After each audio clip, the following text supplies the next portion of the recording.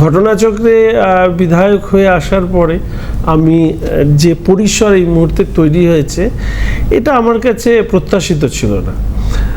যে কোনো কারণেই হোক, ভারতীয় জনতা পার্টির কার্যকর্তাদের নেতৃত্বের আস্থা বা বিশ্বাস, শুভেন্দুদার সবসময় পাশে থাকার মাঝখানে দিয়ে এখন সবাই প্রশ্ন করে তুই কি শুধু উত্তরের কথা বলবি, তো এখন এমন অবস্থা হয়েছে ওই শব্দটা আছে, কিন্তু পশ্চিমবঙ্গের রাজনীতির জন্যই কাজ করতে হচ্ছে।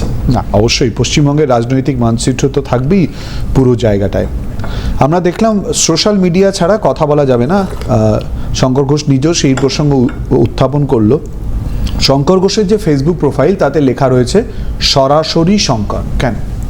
এটা মূলত মানুষ ভীষণভাবে প্রত্যাশা করে যে জনপ্রতিনিধি যাকে নির্বাচিত করেছে তার সাথে সরাসরি কথা বলবো, মাঝখানে 1, 2, 3, 4 লেয়ার থাকবে, এটা চায় না। আমি ব্যক্তিগতভাবে যে রাজনীতির শিক্ষায় বড় হয়েছি, আমি এমনি খুব সাধারণভাবে জীবনযাত্রা আমার।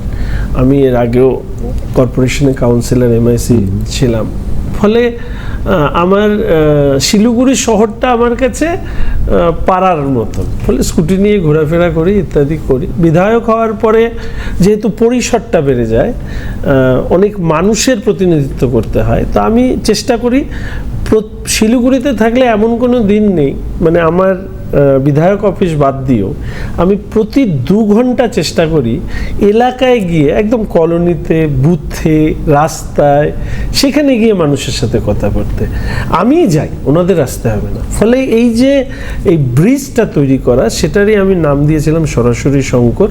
এবং যেখানেই আমি যাই না কেন, আমি তার আগেই সেই অঞ্চলের মানুষের কাছে খবরটা আমার কার্যকর্তারা পৌঁছে দেয় যে শঙ্কর বা শঙ্করদা এখানে আসবে।